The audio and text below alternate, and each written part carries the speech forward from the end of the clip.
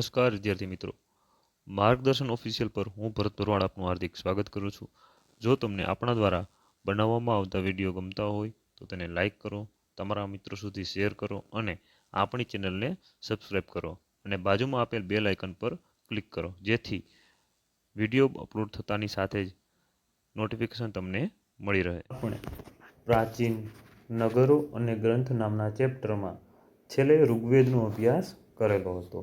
ઋગ્વેદના અભ્યાસ કરતાં આપણે જાણ્યું હતું કે જે તે સમયમાં ઋગ્વેદીન કાલીન સમયમાં કબીલાઈ શાસન વ્યવસ્થા હતી અને એ કબીલાઈ શાસન વ્યવસ્થામાં આપણે મુખ્યત્વે પશુપાલન પર આધાર રાખવા પડતો હતો, જ્યારે કૃષિ ગૌણ બાબત હતી. એ સિવાય એની અંદર આપણે એ જોયું હતું કે સભા સમિતિ નામના જે માધ્યમો હતા કે જેના દ્વારા રાજ્ય વ્યવસ્થા થતી હતી, કે જેમાં રાજાનું નિમણૂક થતી હતી, ચૂંટણી થતી હતી, ન્યાયકીય બાબત થતી હતી. આ બધી માહિતી જોઈ હતી. આજે અહીં આપણે ધોરણ 6 વિષય સામાજિક વિજ્ઞાન ચેપ્ટર નંબર 4 ભારતની પ્રારંભિક રાજ્ય વ્યવસ્થા વિશે માહિતી મેળવવાની છે. એટલે આ ચેપ્ટરમાં આપણે શું જાણીશું કે ભાઈ શરૂઆતમાં જ્યારે ભારતમાં રાજા હતા ત્યારે શાસન પ્રણાલી કઈ રીતની હતી, કેવા કેવા રાજ્યો હતા, કઈ રીતે શાસન કરતા હતા, એના વિશે આપણે માહિતી મેળવવાની છે. તો ચાલો આપણે શરૂઆત કરીએ. આશા છે કે તમે બધા નોટ અને પેન લઈને બેઠા હશો. તો મારી સાથે સાથે હું જે મુદ્દા લખાવું અથવા હું જેને નીચે અંડરલાઇન કરું તે તમે તમારી નોટમાં લખશો, જેથી કરીને તમારી પાસે એક બુક બનીને તૈયાર થશે જે તમને રિવિઝન કરવામાં ઉપયોગી બનશે. તો ભારતમાં રાજકીય વ્યવસ્થા અને સંસ્થાઓ વિશે આપણને વેદ, એટલે આપણે વેદ જોઈ ગયા. કેટલા? તો કે સાહેબ 4: ઋગ્વેદ, યજુર્વેદ, સામવેદ, અથર્વવેદ. મહાકાવ્યો, મહાભારત, પછી રામાયણ જેવા મહાકાવ્યો હોય અને બૌદ્ધ ગ્રંથોમાંથી માહિતી પ્રાપ્ત થાય છે. ઋગ્વેદીન કાલીન કે વૈદિક કાળમાં રાજ્ય વ્યવસ્થાનું સ્વરૂપ કબીલાઈ શાસન જેવું હતું. કેવું હતું? કબીલાઈ શાસન પ્રણાલી. કેવી પ્રણાલી વ્યવસ્થા? તો કે સાહેબ કબીલાઈ શાસન વ્યવસ્થા જેવું હતું. તેના વડાને રાજન્ય કહેવામાં આવતું હતું. કબીલાઈના વડાને શું કહેવામાં આવતું હતું? તો કે રાજન્ય કહેવામાં આવતું હતું. અને તેની શું થતી હતી? ચૂંટણી થતી હતી, જે આપણે સભા અને સમિતિમાં ભણી ગયા હતા. સભા અને સમિતિ જેવી રાજકીય સંસ્થાઓ અસ્તિત્વમાં હતી, જે આપણે ઋગ્વેદ ભણતા હતા ત્યારે વાત કરેલી હતી કે ગણ, સભા અને સમિતિ. સમિતિ કરતાં સભા એ નાનું સ્વરૂપ છે, જ્યારે સમિતિ એ સભા કરતાં મોટું સ્વરૂપ છે, જેના વિશે આપણે અભ્યાસ કરી ચૂક્યા છીએ. આગળ વધીએ કે આ સમુદાયને વિસ્પણ કહેવામાં આવતો હતો. શું કીધું? સભા અને સમિતિ જેવી રાજકીય સંસ્થા અસ્તિત્વમાં હતી અને જે આ સમુદાય છે એને શું કહેવામાં આવતો હતો? વિસ્પણ કહેવામાં આવતો હતો. ભારતમાં અત્યાર પછી જુદા જુદા પ્રકારની રાજ્ય વ્યવસ્થા અમલમાં આવી. કે ભારતમાં જે આપણે જોઈ ગયા વૈદિક કાળ, ઋગ્વેદિક કાળમાં જે રાજ્ય વ્યવસ્થાનું સ્વરૂપ હતું, કબીલાઈ શાસન પ્રણાલી હતી, સભા, સમિતિ, ગણ એવી રચના જોવા મળતી હતી. એના પછી જુદા જુદા પ્રકારની રાજ્ય વ્યવસ્થા અમલમાં આવી કે જેના વિશે આપણે જોવાનું છે. જેમાં પહેલી બાબત છે જનપદ. ઈસવીસન પૂર્વે 1000ની આસપાસ પંજાબ અને ગંગા નદીના વિસ્તારમાં જુદા જુદા સમૂહોના પ્રારંભિક રાજ્યની સ્થાપના થઈ. કઈ જગ્યાએ અથવા કયા વિસ્તારમાં? તો કે પંજાબના ગંગા નદીના વિસ્તારમાં. ક્યાં કીધું? પંજાબ અને ગંગા નદીના વિસ્તારમાં જુદા જુદા સમૂહના પ્રારંભિક રાજ્યો એટલે કે રાજ્ય સ્થાપવાની શરૂઆત થઈ, કે જેને આપણે શું કહીએ છીએ? જનપદ કહીએ છીએ. જનપદ એટલે માણસના વસવાટનું એક ક્ષેત્ર કે સ્થાન. તમને જો પૂછવામાં આવે જનપદ એટલે શું, તો કે જનપદ એટલે માણસોના વસવાટનું એક ક્ષેત્ર કે સ્થાન. જનપદ શબ્દ રાજ્યના અર્થમાં વપરાતો. શેના અર્થમાં વપરાતો? તો કે સાહેબ જનપદ શબ્દ છે એ રાજ્યના અર્થમાં વપરાતો. જનપદ એ ઋગ્વેદકાલીન કબીલાઈ સમાજથી બહુ વિશિષ્ટ કહી શકાય તેવી રાજ્ય વ્યવસ્થા હતી. શું કીધું? કે આપણે જેમ જોઈ ગયા હતા કે ઋગ્વેદમાં કબીલાઈ શાસન વ્યવસ્થા હતી અથવા સમાજ હતો, તો તેનાથી વિશિષ્ટ એટલે કે વધારે પડતું કહી શકાય એવી વ્યવસ્થા, રાજ્ય વ્યવસ્થા હતી. શું? તો કે જનપદ. કુરુ, પંચાલ જેવા જુદા જુદા સમૂહોના રાજ્યો તેમાં સમાવેશ થતો હતો. શેમાં? તો કે જનપદમાં. કેટલી બાબત નોંધવા જેવી? તો સાહેબ જનપદ કયા વિસ્તારમાં જોવા મળતા હતા? તો પંજાબ અને ગંગા નદીના વિસ્તારમાં. પહેલી બાબત. બીજી બાબત કે જનપદ એટલે શું? તો કે માણસના વસવાટનું એક ક્ષેત્ર. ત્રીજી બાબત તો કે જનપદ શબ્દ રાજ્યના અર્થમાં વપરાતો હતો. ચોથી બાબત, જનપદ એ ઋગ્વેદીન કાલીન સમાજથી બહુ વિશિષ્ટ કહી શકાય તેવી રાજ્ય વ્યવસ્થા હતી. તો મુખ્યત્વે 3 અથવા 4 બાબત તમારે યાદ રાખવાની છે. આગળ વધીએ. મહાજનપદ તમારા માટે ખૂબ જ મહત્ત્વનો મુદ્દો, અથવા તો જ્યારે તમે ભવિષ્યમાં સ્પર્ધાત્મક પરીક્ષાની તૈયારી કરશો ત્યારે તમારા માટે આ જે કોષ્ટક છે 16 મહાજનપદ છે એ તમારા માટે ખૂબ જ અગત્યના સાબિત થશે. જેમાં અત્યારે આપણે શરૂઆત કરીએ કે ઈસવીસન પૂર્વે 6ઠ્ઠી સદીની આસપાસ. ક્યારે કીધું? ઈસવીસન પૂર્વે 6ઠ્ઠી સદીની આસપાસ ભારતમાં 16 જેટલા, ખાસ યાદ રાખજો કેટલા? 16. કેટલા કીધા? તો કે સાહેબ 16 એકડે છગડે 16 મહાજનપદો જોવા મળે છે. મહાજનપદોના કેટલાક ગણરાજ્યો હતા તો કેટલાક રાજાશાહી પ્રકારના રાજ્યો હતા. શું કીધું? કે મહાજનપદો છે એમાં કેટલાક ગણરાજ્યો હતા. ગણરાજ્યો અને રાજાશાહી અમુક રાજ્યો હતા. જો રાજાશાહીમાં બધાને ખબર જ હશે કે જ્યાં શાસન કેના દ્વારા ચાલતું હોય? તો કે રાજા દ્વારા ચાલતું હોય. પણ સાહેબ આ ગણરાજ્ય એટલે શું?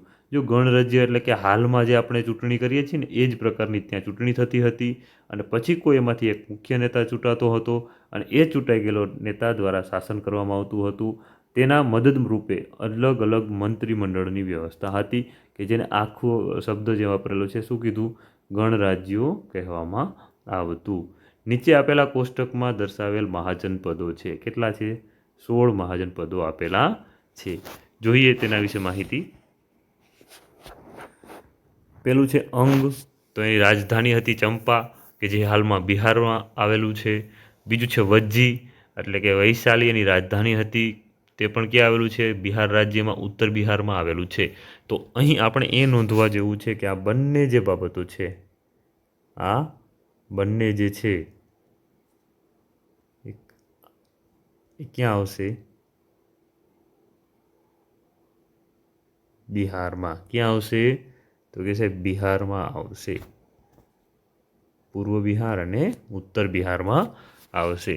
પછી મલ, તો એની રાજધાની ક્યાં છે? તો કે સાહેબ કુશીનારા છે કે જે ગોરખપુર આસપાસનો પ્રદેશ છે જે હાલ ઉત્તર પ્રદેશમાં આવેલું છે. બીજું છે તો એના પછી છે કાશી કે જેની રાજધાની કઈ છે? તો વારાણસી જે ઉત્તર પ્રદેશમાં આવેલી છે. પછી મગધ કે જેની રાજધાની 2 છે. કઈ? તો કે ગિરિવ્રજ અને રાજગૃહ, તે ક્યાં આવેલી છે? બિહારમાં આવેલી છે. કૌશલ જેની પણ 2 રાજધાની છે, વસ્તી અને અયોધ્યા, જે ક્યાં આવેલી છે? અવધ એટલે કે ઉત્તર પ્રદેશમાં આવેલી છે. વત્સ કે જેની રાજધાની છે કૌશાંબી, તે પણ ક્યાં આવેલી છે? પ્રયાગરાજ આસપાસનો પ્રદેશ કે જે હાલમાં ઉત્તર પ્રદેશમાં આવેલો છે. 8 નંબરે છે ચેદી કે જેની રાજધાની સુક્તમતી કે જે યમુના અને નર્મદા નદીનો વચ્ચેનો ભાગ છે, જેને મધ્ય ભારત કહેવામાં આવે છે, ત્યાં જોવા મળે છે. એના પછી છે ચેદી કે જેની રાજધાની સુક્તમતી છે કે જેનો આપણે અભ્યાસ કર્યો. પછી 9 નંબરે છે પાંચાલ, અહીં છત્ર અથવા કાંપિલ્ય, બદાયુ બરેલીના આસપાસનો પ્રદેશ કે જે ઉત્તર પ્રદેશમાં આવેલું છે. સુરસેન તો કે હાલનું મથુરા, એની રાજધાની છે. મથુરા પાસેનો ઉત્તર પ્રદેશનો જે પ્રદેશ છે ત્યાં જોવા મળશે. કુરુ એટલે કે ઇન્દ્રપ્રસ્થ, દિલ્હી અને મેરઠ આસપાસનો પ્રદેશ છે. પછી અસ્મક, પૌંડન્ય કે જે ગોદાવરી નદીના કિનારે આવેલું છે. અવંતી કે ઉજ્જૈની જે માળવાનો પ્રદેશ છે. મત્સ્ય એટલે વિરાટનગર, જયપુર રાજસ્થાન આસપાસનો પ્રદેશ છે. ગાંધાર, તક્ષશિલા, પેશાવર અને રાવલપિંડી આસપાસનો પ્રદેશ છે. કંબોજ, લાજપુર, નૈઋત્ય કાશ્મીરમાં આસપાસનો પ્રદેશ છે. અહીં નોંધનીય છે કે ઘણા સ્થળો એવા છે કે જેને તમે મહાભારતમાં ક્યાંક જોયા હશે. ઉદાહરણ તરીકે ઇન્દ્રપ્રસ્થ એટલે કે એ ક્યાંની રાજધાની છે? તો કે સાહેબ કુરુની રાજધાની છે. એ સિવાય વાત કરી ઉજ્જૈની, અવંતીનગર અથવા મત્સ્ય વિરાટનગર, આનો પણ આપણે મહાભારતમાં જોતા હોઈએ છીએ. પાલી ભાષામાં લખાયેલ આગંતુર નિકાય, યાદ રાખજો. કઈ ભાષા? પાલી ભાષામાં લખાયેલ આગંતુર નિકાય ગ્રંથ અનુસાર અનુવૈદિક કાળમાં 16 મહાજનપદ હતા. ક્યારે કીધું? અનુવૈદિક કાળ. શું કીધું એને? તો કે સાહેબ અનુવૈદિક કાળ. ક્યારે? અનુવૈદિક કાળમાં, કે વૈદકાળનો જે સમય છે એ પૂરો થઈ ગયો, એના પછીનો જે સમયગાળો છે કે જેને અનુવૈદિક કાળ કહેવામાં આવે છે, જેમાં 16 મહાજનપદ હતા, જેની માહિતી આપણે લીધી. હવે સાહેબ એને યાદ રાખવા માટે નકશાનો ઉપયોગ વધારે મહત્ત્વનો રહેશે. તો હું તમને આપણું જે એક યુવા ઉપનિષદ કરીને પબ્લિકેશન છે એનો નકશો આપેલો છે, એ હું તમને સમજાવીશ અથવા દેખાડીશ, જેથી કરીને તમે યાદ રાખી શકો, સહેલાઈ રહેશે. અહીં આપણે 16 મહાજનપદો આપેલા છે. મુખ્યત્વે તમે જોઈ શકો છો કે બધી નદીના આસપાસના વિસ્તારમાં છે. ક્યાં છે? તો કે બધા જ મુખ્યત્વે નદીના આસપાસના વિસ્તારમાં છે. એમાં પણ 16માંથી 14 તમારે હાલના ભારતમાં જોવા મળશે, જ્યારે 2 કંબોજ અને ગાંધાર તમારે ભારતની બહાર જોવા મળશે. તો સાહેબ એમાં આપણે શરૂઆત કરશી અંગ. ક્યાંથી કરશી સાહેબ શરૂઆત? અંગ. તો અંગ, મગધ અને વજ્જી ગંગા નદીની આસપાસનો, યમુના નદીની આસપાસના વિસ્તારમાં તમને મુખ્યત્વે 12 મહાજનપદ જોવા મળશે, જેમાં 3 તમને બિહારમાં ગંગા નદીની આસપાસના વિસ્તારમાં જોવા મળશે. તમને ક્રમમાં પૂછાય તો પણ તમને આવડી જશે અને તમને યાદ રાખવામાં પણ સરળ રહેશે. તો શરૂઆત કરીએ આપણે અંગ, મગધ અને વજ્જી કે જે બિહારમાં આવેલા છે. આપણે અહીં પણ જોઈ શકીએ છીએ કે અંગ, મગધ,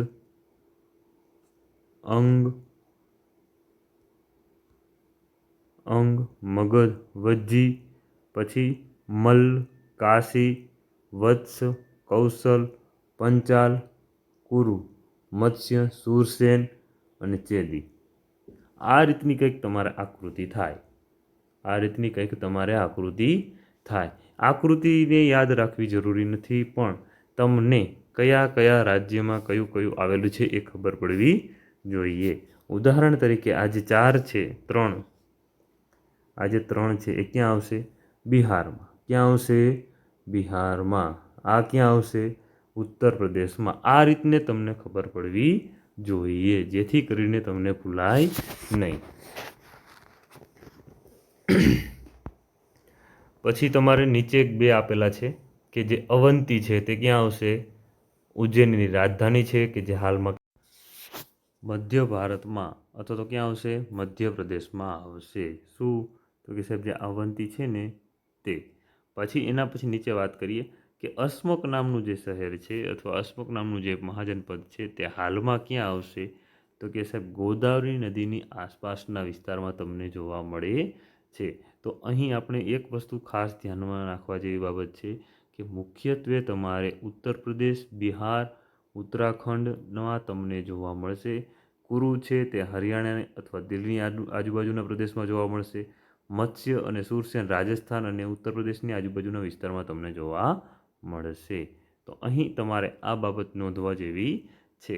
તથા આ નકશો તમારે ખાસ કરીને યાદ રાખવા જેવો છે. આપણી જે પાઠ્યપુસ્તકમાં નકશો છે તેમાં ખૂબ જ વધારે ગીચતાપૂર્વક લખાણ હોવાથી આ નકશો જે યુવા ઉપનિષદ પબ્લિકેશન છે એનો મહત્ત્વનો સાબિત થશે. આવી જઈએ આપણે પાછા આપણા પાઠ્યપુસ્તકની અંદર. અહીં પણ નોંધનીય બાબત છે કે આમાં તમને જે તે વિસ્તાર અથવા જે તે જગ્યાની રાજધાની પણ તમને આપેલી છે. પ્રાચીન અમુક શહેરના નામ આપેલા છે અને ભારતની વર્તમાન સીમા આપેલી છે કે જે ક્યાં ક્યાં મહાજનપદ અને નગર આવેલા છે તેની તમને માહિતી આપેલી છે. તેમાં જોઈએ સૌપ્રથમ ગાંધાર વિસ્તાર, પેશાવર, કંબોજ, અને તમને જો જે નદીઓ છે ને એના જૂના નામ આપેલા છે. વિતસ્તા, પરુષિણી, સંતુદ્રી, આવા શહેરના નામ આપેલા છે. એ સિવાય આપણે ત્યારે પણ જોયું અંગ, વૈશાલી, પાટલીપુત્ર, અયોધ્યા, શ્રીવસ્તી, કૌશલ, આવા ઘણા બધા શહેરના તમને નામ આપેલા છે. હવે જોઈએ રાજાશાહી વ્યવસ્થા. જે રાજ્યતંત્રમાં રાજા મુખ્ય હતા તે રાજાશાહી રાજતંત્ર કહેવાતા. શું કીધું? કે જે રાજ્ય વ્યવસ્થામાં અથવા જે રાજતંત્રમાં રાજા જ મુખ્ય હોય તો એને આપણે બધા ખબર છે શું કહીએ છીએ? એને રાજાશાહી રાજતંત્ર કહેવાય. આ સમયના મહાજન પદો વચ્ચે સત્તા માટે હરીફાઈ થતી હતી. હાલમાં પણ આપણને ખબર જ છે, સત્તા માટે હરીફાઈ અવારનવાર જોવા મળતી હોય છે. બે પક્ષ વચ્ચે ઘર્ષણ પણ થતું જોવા મળતું હોય છે. બે પક્ષ વચ્ચે આમ ગઠબંધન પણ જોવા મળતું હોય છે. તો આ સમયમાં વાત કરીએ તો જે તે સમયમાં મહાજન પદો વચ્ચે પણ આવી હરીફાઈ થતી હતી, જેમાં મુખ્યત્વે 4 શક્તિશાળી રાજતંત્રો. કેટલા? તો કે સાહેબ 4 મુખ્ય શક્તિશાળી રાજતંત્રો. જેમાં કેનો કેનો સમાવેશ થતો હતો? તો એમાં એક મગધ હતું, કૌશલ હતું, વત્સ હતું ને અવંતી હતું.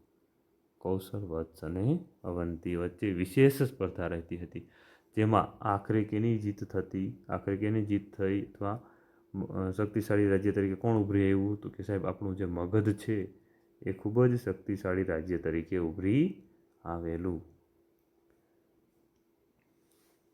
હવે આગળ જોઈએ તો કે મગધની અંદર શક્તિશાળી રાજ્ય તરીકે ઉભરી આવ્યું, તો મગધની વિશેષતા શું છે? મગધની અંદર શું શું જોવા મળતું? કઈ રીતના કેટલા કેટલા રાજા થઈ ગયા, કયા કયા વંશજો થઈ ગયા, એના વિશે માહિતી લેવાની છે. તો કે મગધ રાજાશાહી રાજતંત્રમાં બુદ્ધના સમયમાં મગધ મહાશક્તિશાળી મહાજનપદ હતું. કેના સમયમાં? તો અહીં ભગવાન બુદ્ધની વાત કરવામાં આવી છે. બુદ્ધના જે સમયગાળો છે એમાં ખૂબ જ શક્તિશાળી શાસનપદ કોણ હતું? શક્તિશાળી મહાજનપદ કોણ હતું? તો કે મગધ હતું. મગધમાં 3 મજબૂત, કેટલા? મગધમાં 3 મજબૂત વંશોએ શાસન કર્યું, કે જેમાં પહેલો છે હર્યક વંશ. કોણ છે? હર્યક વંશ તમારે પહેલી બાબત છે જેના વિશે આપણે જોવાનું છે. તો કે હર્યક વંશ, કે આ વંશનો સ્થાપક. પૂછવાનું, ભાઈ તમારો સ્થાપક કોણ? તો કે બિંબિસાર નામનો રાજા હતો. કોણ હતું સ્થાપક? તો કે બિંબિસાર. મગધની રાજધાની તરીકે મગધની રાજધાની તરીકે રાજગૃહ અથવા ગિરિવ્રજને પસંદ કરેલી. ગંગા અને સોણ નદીના કિનારે આવેલું હતું. શું? તો કે મગધ છે, સોરી, જે મગધની રાજધાની છે તે ક્યાં આવેલી હતી? કે જે ગંગા અને સોણ નદીના કિનારે આવેલું હતું. તેના પછી તેના પુત્ર કોણ? તો કે સાહેબ અજાતશત્રુ. કોણ હતું પુત્ર? અજાતશત્રુ ના શાસન પર આવ્યો. તેનો પુત્ર અજાતશત્રુ શાસન પર આવ્યો. તેણે પાટલીપુત્ર, કે હાલની જે પટના છે, તેને રાજધાની બનાવ્યું. શું કીધું? કે અજાતશત્રુ શાસનમાં આવ્યો ત્યાર પછી રાજધાની ચેન્જ, શાસન ચેન્જ થયો, એટલે કે શાસક ચેન્જ થવાથી રાજધાની પણ ચેન્જ થઈ. કઈ ચેન્જ થઈને થઈ? તો કે પટનાને રાજધાનીનું સ્થાન બનાવ્યું. તેણે, એટલે કે કેને કહેતો કે અજાતશત્રુએ વજીસંઘ સાથે યુદ્ધ કરીને લીછવીઓને હરાવ્યા. અજાતશત્રુએ વજીસંઘ સાથે યુદ્ધ કરીને કેને હરાવ્યા હતા? તો કે લીછવીને હરાવ્યા હતા અને મગધનો રાજ્ય વિસ્તાર કર્યો હતો. તો આની અંદર તમારે નોંધવા જેવી આટલી બાબત છે. હર્યક વંશ, સ્થાપક કોણ? તો કે સાહેબ બિંબિસાર. મગધની રાજધાની કઈ? તો કે રાજગૃહ. ગંગા અને સોણ નદીના કિનારે આવેલું હતું. પછી એનો પુત્ર કોણ હતો? કે સાહેબ અજાતશત્રુ હતો. અજાતશત્રુએ રાજધાની ક્યાં બદલાવી? તો કે રાજધાની રાજગૃહથી બદલાવીને ક્યાં લઈ ગયો? પાટલીપુત્ર લઈ ગયો. તેણે, એટલે કેને કે અજાતશત્રુએ વજીસંઘ સાથે યુદ્ધ કરી. કેની સાથે? તો કે સાહેબ વજીસંઘ નામનો જે સંઘ હતો એની સાથે યુદ્ધ કરીને લીછવીઓને હરાવ્યા હતા અને મગધને પોતાનો રાજવિસ્તાર કર્યો હતો. તો હર્યક વંશમાં બસ આટલી જ માહિતી યાદ રાખવાની છે, એનાથી વધારે માહિતી આવતી નથી. ત્યાર પછી જોઈએ કે નાગવંશ. તો કે હર્યક વંશ બાદ નાગવંશ સત્તા પર આવ્યો, જેમાં શિશુનાગ નામના બૌદ્ધ ધર્મ સાથે સંકળાયેલા રાજાનો સમાવેશ થાય છે. ખાલી એક જ બાબત યાદ રાખવાની, કે નહીં? તો કે શિશુનાગ નામનો રાજા ક્યારે થઈ ગયો હતો? તો કે નાગવંશમાં થઈ ગયો હતો. બસ આજે અહીં આપણે આટલું જ રાખીશું. મળીએ કાલે ફરીથી નવા લેક્ચરમાં નવા મુદ્દા સાથે. ત્યાં સુધી વિડીયોને જોતા રહો, વિડીયોને લાઇક કરો, શેર કરો અને આપણી ચેનલને સબસ્ક્રાઈબ કરો. જય હિન્દ, જય દ્વારકાધીશ.